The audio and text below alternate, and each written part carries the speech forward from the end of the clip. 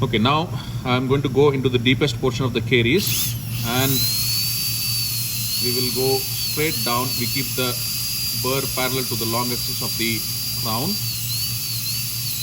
and you do intermittent cutting.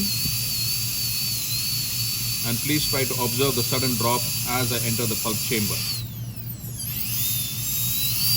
Yes, that was the point where I felt the sudden drop. Now if you can see, the pulp is exposed.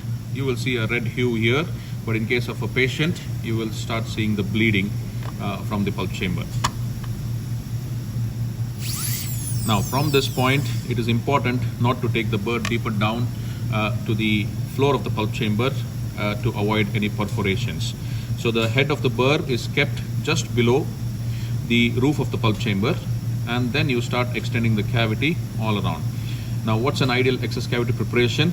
If I look at the tooth from the top, from the occlusal surface, I should be able to visualize all the canal orifices clearly. The wall of the pulp chamber should blend in with the wall of the canals or at the orifices. Now the next step would be to extend or widen the excess cavity, basically called as de-roofing. Now always we do outward movements. We don't go downwards when you're cutting.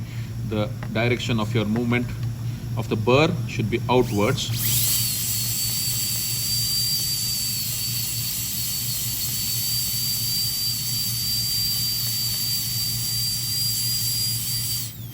And you extend the cavity only until you visualize the canal orifices. At the same time, you need to prevent any overhangs.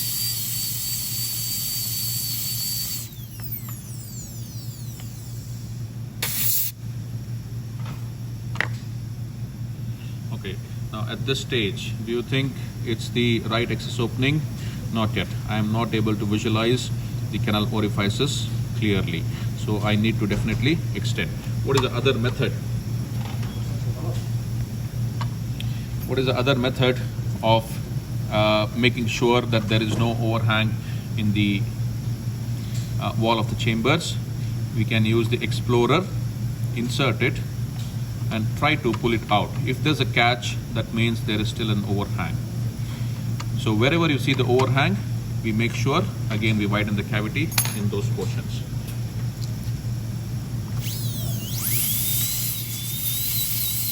Again, if you can observe, it's the outward movements.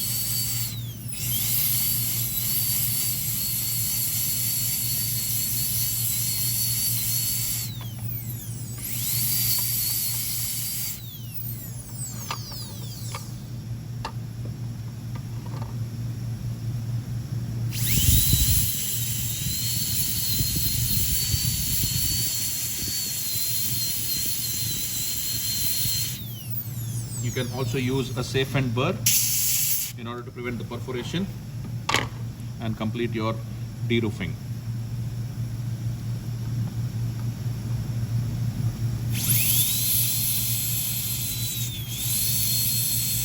Now, you should avoid using a high-speed handpiece in the patient when you are doing the coronal pulpotomy, because there is chances that you will extrude the radicular pulp due to the rotation of the handpiece.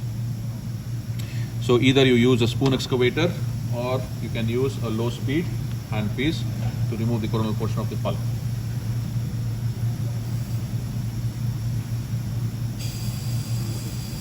Pause, man.